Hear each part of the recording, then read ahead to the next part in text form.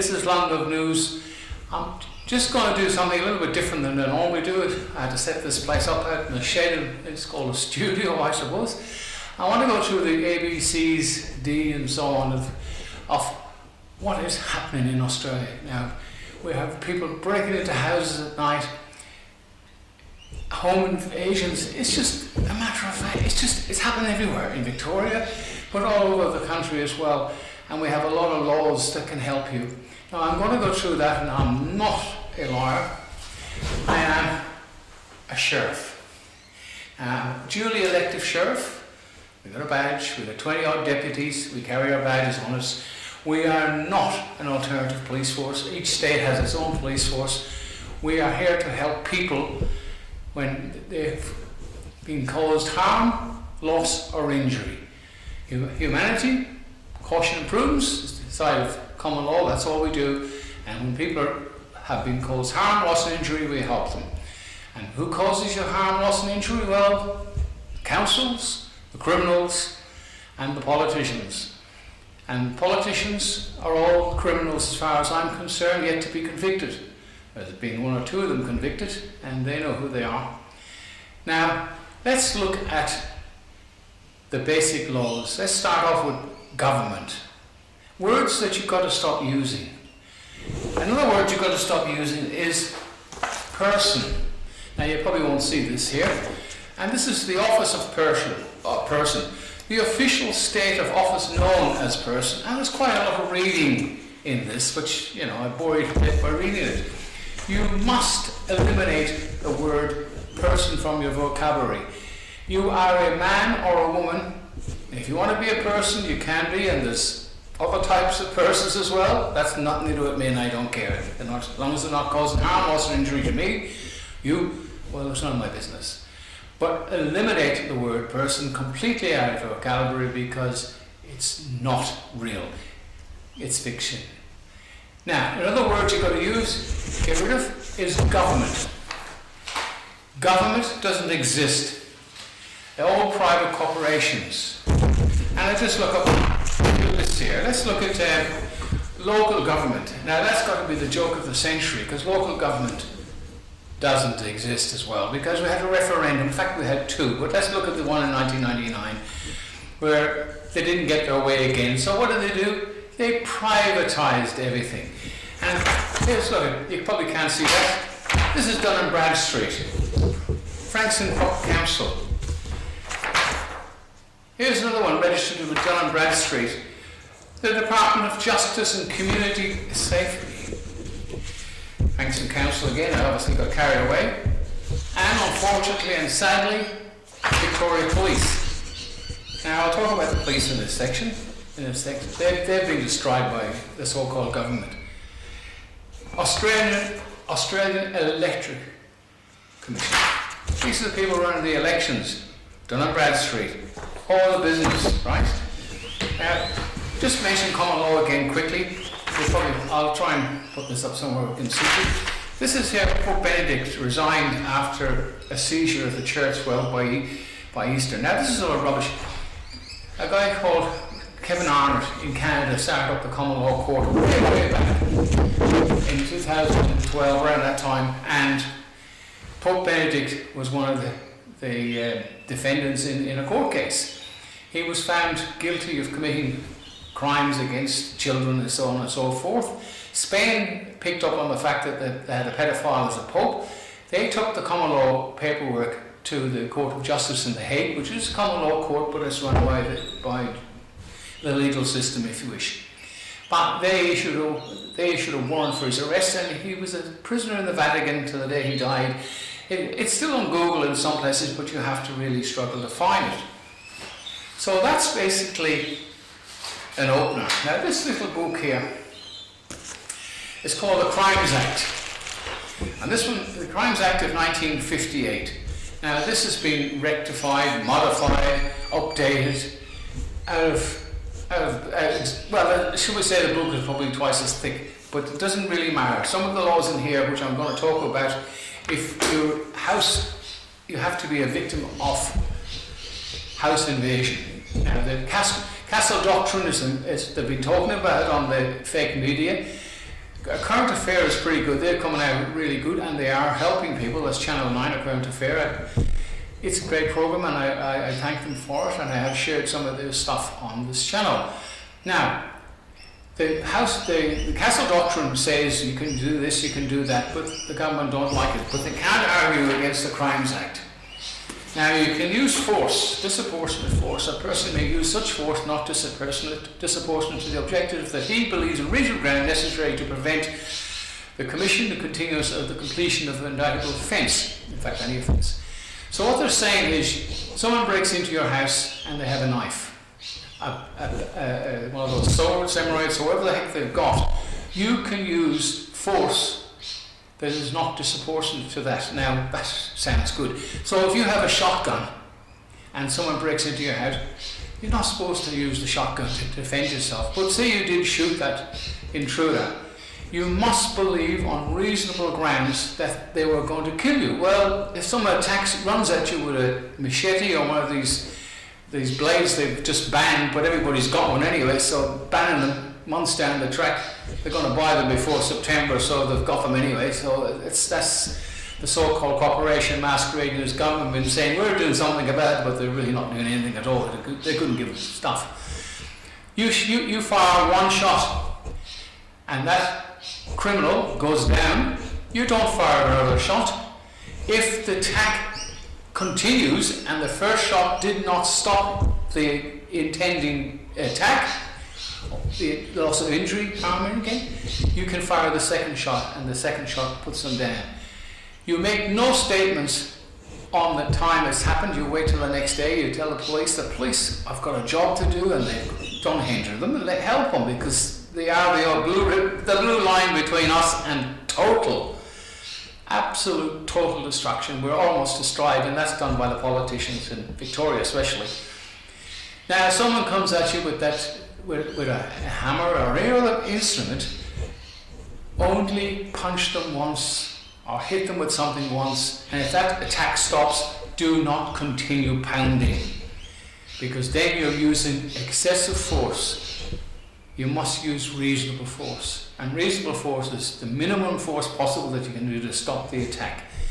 So if they run out the door and you run after them with a big stick and you smack them, you're the bad guy, and that's fair enough. It's only when there's a non-coming attack onto you that you can use whatever force necessary to stop that, because you must believe in your mind that the attacker intends to harm you, kill you, or destroy you, do whatever, cause you serious injury, and you really believe that, you can use whatever force necessary to stop that attack. And when that attack stops, they go down. If they're unconscious or they fall over and they give up, you do not continue the attack. Now, don't make a statement on that day. Wait till the next day and say, when I get my head is cleared, guys, I will willingly make a statement, and we will carry on from there. So don't get carried away. You can use force, but that force must be reasonable, and it's happening everywhere, in shopping centres and everything. And be careful by taking up. We have what's known as citizen's arrest. A citizen can arrest anybody they find committing. The difference between a police arrest and a citizen is a policeman or a policewoman or a police officer, which I don't like the term, they can arrest somebody on suspicion of committing a crime, or they're about to commit a crime. They can arrest them. I don't like the term citizen either, but if you're one of them, which we all in a sense, but any man or woman or person can arrest somebody they find committing a serious offence, and that's the bottom line. Don't do it unless you have to, because today the chances of getting stabbed is pretty high. Now, the police is a department. A department is like Myers. All these big companies have departments, and they can sack the head of the department anytime they like and put somebody else in. Now, our last commissioner, Shane Patton, never met the new guy, I don't know anything about, from New Zealand, but Shane stood up to the criminal organisation called Labour Party here in Victoria, and as soon as he said something about not liking the bail system anymore, gone. So they rush overseas, and they bring a chappie from New Zealand. As I said, he could be a great guy, and I hope he is. He's definitely got my support. I'm a member of Blue Ribbon, and I'm very proud of that. I'm an ex-cop, very proud of that. There are some people who join the police force to make some money, to empower themselves, make them feel good, but they're just a couple of rotten apples. The decent police are in the job still, are hanging in there, even if it's a hard job. It's an impossible job because they were born to be police. There are people born to be police. Now, I'm very fond of the police service, and I will back them in any way I will. So the Common Law Court is there to help them just as much as anybody else, and we're not an alternative police force. We're a pretty small organisation. We're just there to help every man and woman in Victoria. If you're getting evicted by the corporation banks and supported by the corporation, now there's a thing called, let's distinguish between the sheriff's office. The sheriff, they have, all these states have sheriffs, and they're debt collectors. They're not sheriffs. They're impersonating sheriffs. A sheriff is one like I have, and we've got a couple more who have been elected by the community. We have Oka Shires here. So the last sheriff elected here was in the Cardinia Shire, or county, was elected by the people there and voted in by these people. It doesn't take more than 100 to vote yes, because there's not big competition for elections. And then they went to the court case we had recently, raised their right hand before a jury of 12, which was sworn in, men and women, and then they're a lawfully elected sheriff. And they've already got a couple of deputies. So they get sworn in when each court case comes up. So that's basically what common law is all about. Getting back to Australia. Australia is an unlawful republic. That's why they get away with everything. Australia has a constitution, and if, just like the Americans, you'll hear in America, the constitution, against the constitution, all this stuff. The Democrats are totally like the Labour Party, against the constitution. The Liberals here don't even know we have one. There's no opposition. I don't know why the hell we're paying for an opposition when they're really not an opposition. They do nothing. Just have a quick read of this.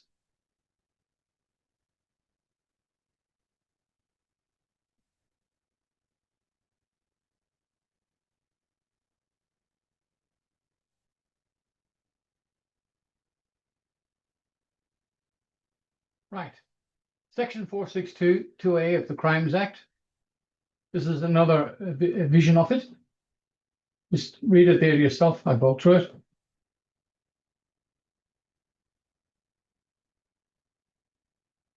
Very important, not excessive or extreme. Very important words to remember. That's all this Western Australia, there's none at all. Victoria, Greg Batten, I've met the guy once, nice bloke, ex-cop, but he's not up there fighting. You've got to fight for some belief. He's up net zero. Well, I mean, it's only common sense to think, well, if there's no wind, there's no power. There's no sun, there's no power. So we have to go back to the basics. Well, that's politics, and I'm not going to get involved in that. Well, we get involved in the fact that Australia is an unlawful republic. Now, sometimes you'll hear them talking about the High Court in Australia. Well, the High Court, some friends of mine have been there recently, and there's only a caretaker, and they had screens on the wall which court cases were going on. Now, I remember in law that the presence of the body removed the flaw in the law, so you should be in the court. The presence of the body removes the flaw in the law, so in a court case you should be there. There are no real courts anymore. They're private corporations as well, all hiding under Dun Bradstreet and the Corporation of London. Now, the District Corporation of London is one of the 3 independent cities. Remember the Vatican, District of Columbia, Washington, and of course the District Corporation of London. They've all got those towers up how do they call obelisks? I forget what they're called anyway. And inside them is Arm and Araf for men and all that, so on and so forth. But basically, as the in 1066, William the Conqueror conquered England, and he never breached the walls of London. So it's an independent country with its own Lord Mayor. Outside the walls of London, we have another mayor. He's been there a long time, and that's again another story, right?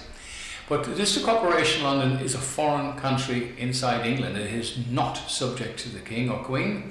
And we remember when the Queen used to enter there years ago, Rod used to knock on the door, give him permission for the Queen to enter inside the walls of the District Corporation of London. And they used to take a hostage, and it was a tradition to swap over and back like that. It's just ceremonial, but they have no authority in there whatsoever. So the Bar Association are registered in there as well. So here we are allowing foreign corporations from a foreign country run our country. Our politicians, the councils, they're all registered with the city of the District Corporation of London. It's like, I keep trying to point this out to people, it's just like KFC or McDonald's. They've got about the same authority as any council. And look at the money they spend on their buildings. Heaps of buildings. And they spend all that money. And they convince, now it's not much point arguing with somebody who works for the council, they convince their local government, because they got paperwork to say it. But we had 2 referendums that says no. Local laws are about as useful as the proverbial on a bull. So go back to the basics, right? Be careful what you say, think before you speak, and study a few of the things. Look up person, you'll find it's a corporation. If you can ask any magistrate, well, you're wasting your time talking to the magistrate, direct your question. With all due respect, Your Honour, I ask the prosecution the question because they're on the same level. It's not a level playing field. Can you show me anywhere in the law where it says man or woman? And I will contract with you or agree or consent, because there is no such thing. The Crimes Act, which I showed you the book, is quite a big book, and it's been written and extended and updated and stuff, which is fair enough.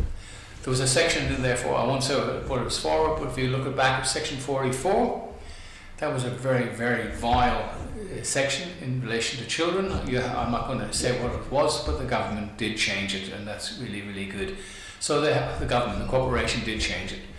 But we do have a constitution, and we need to go back to it. Now, when you watch news, what you're going to see on our local news, apart from a current affair, which is I like, is fake. If you want to watch real news, watch Fox News, and it's all on YouTube and stuff.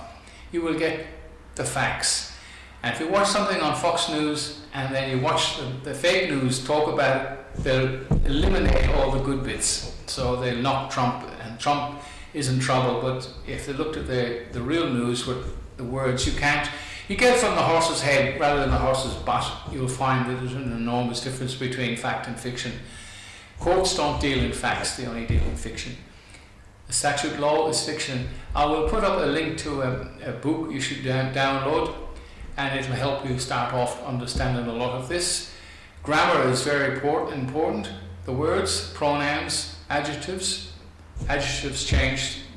What's it written after the adjective changed into the colour of law? We've all heard of these things.